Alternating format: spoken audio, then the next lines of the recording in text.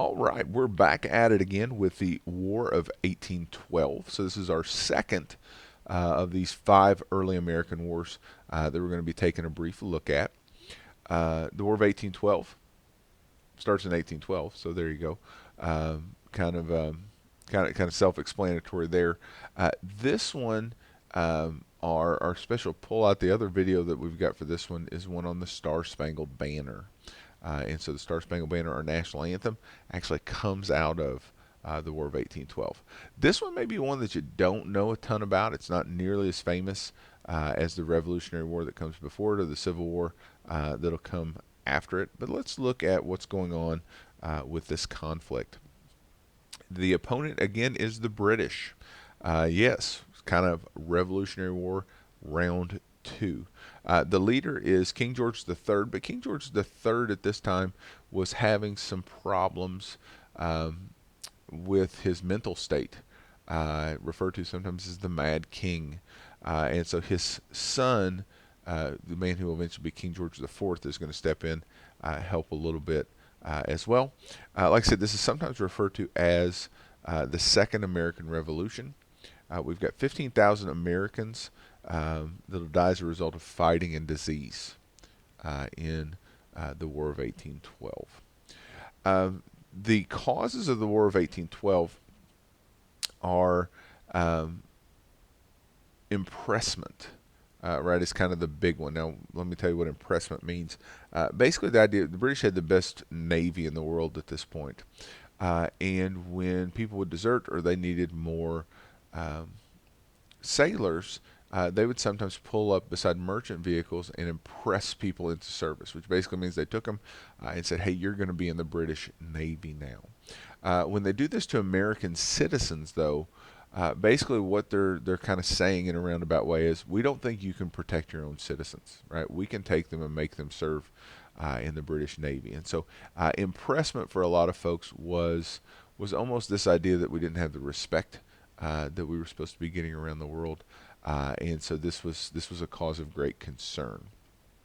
It's kind of this idea of wanting to be our own country on the world stage. Up until this point, we were kind of looked at as being kind of the little brother of big countries like Britain and France, maybe not on the same level on the world stage. And so this is a conflict to get that respect from around the world.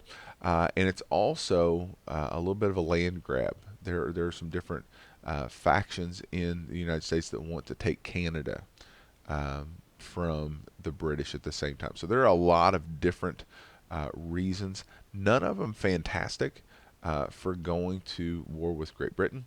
But James Madison, who's President of the United States, will eventually feel political pressure enough that he asks Congress for a declaration of war. What we're going to see this does is it actually splits the country and almost causes a bit of a civil war too. The northeast part of our country, New York, you know, Massachusetts, those places traded a lot with the British, and so they didn't want to fight them. That wouldn't have been good economically for them. People in the South and West, though, wanted room to expand, and so by kicking Britain out of North America, they thought that would give them a little bit of room for expansion. They also thought that the British were stirring up Native American groups against Americans, and they didn't like that a whole lot. And so they looked at this as an opportunity to kind of kick Britain out of North America once and for all. Some famous names. The most famous name of this war is going to be Andrew Jackson. Andrew Jackson's a general from Tennessee during this war. He's going to win the most famous battle of this war. It's called the Battle of New Orleans.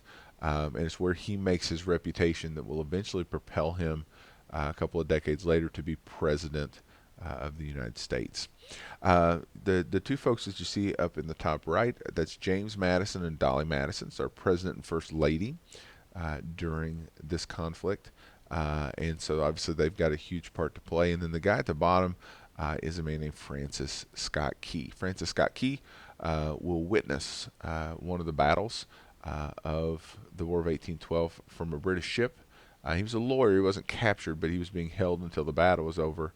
and his experiences kind of looking over Fort McHenry to see if the American flag was still flying there lead him to write a poem called The Star Spangled Banner. The poem eventually be set to music and then becomes our very own national anthem. Famous battles. One of the things I think is cool about the War of 1812 is the Navy really gets involved. Right? We didn't have a Navy in the Revolutionary War. If you remember talking about John Adams, we said he's the father of the American Navy. And so we had a limited Navy at this time, not nearly as good as the British. The British had the best Navy in the world, but we're going to stand toe to toe with them in a couple of different places. We'll see one of those ships here in a second. Commodore Perry is the man who is going to win the most victories over the British. And a lot of the fighting actually happens on the Great Lakes, is where these naval battles are going to happen. The Battle of New Orleans, like I said, is the most famous battle. Probably the most infamous event is the burning of Washington, D.C. And the British will burn the White House, the Capitol, and leave the city devastated after taking over Washington, D.C. Tools of War, we still got kind of the same guns and cannon technology that we did. Those haven't gotten any better. This musket is still smooth bore, front load. You don't have a lot of accuracy with these weapons. Like I said, the biggest thing we're going to see is the use of ships. This ship is known as the USS Constitution. USS Constitution, called Old Ironsides, wooden ship, but in a battle with the British, the cannonballs just kind of bounce off the sides, giving it this reputation of being Old Ironsides. Wins a big battle against the USS Guinevere, and becomes famous. Now, this is actually the USS Constitution today. It's one of the oldest sailing ships in the world. They actually took it out in 2012 on like a 200-mile cruise out and back to celebrate its last time in battle. But a really famous ship. It's in Boston. You ever get out to Boston, you can actually go stand on the ship. It's a cool kind of historical thing to go and to visit. On the home front, a lot of this war is going to happen in the territories, and so again, if you've got women, if their husbands are going away, you got a choice: either you're staying at home and you're trying to keep things running there, or you do have women who are going to these camps and helping with just kind of the day-to-day task. Probably the folks that are going to feel it the most, like I said, in the middle of the war, the invasion of Washington, D.C. and the burning of that. This is a painting of Dolly Madison's famous order to cut the painting of George Washington out of the frame so that she could save it. Story goes that table was set for a dinner at the White House. They have to flee. By the time the British get there, the food is still warm. So the British sat down eating the dinner, toasting little Jimmy Madison, before they ended up burning the White House down. Native Americans are also going to play a part in this. They're taking really the side of the British in a lot of instances because they felt like the British were going to give them a fairer deal with territory and kind of giving them their own space to do their own thing. So the War of 1812 ends with the Treaty of Ghent. Now the interesting thing is it actually the Treaty of Ghent was signed before the Battle of New Orleans happened. The Battle of New Orleans is our most famous victory in the War of 1812. Now, of course, there weren't cell phones or things like that to communicate very quickly, so you had to come all the way back across the ocean to get word. So really, the best case scenario for this, if you look at it, it's probably a stalemate. Both sides can claim victory.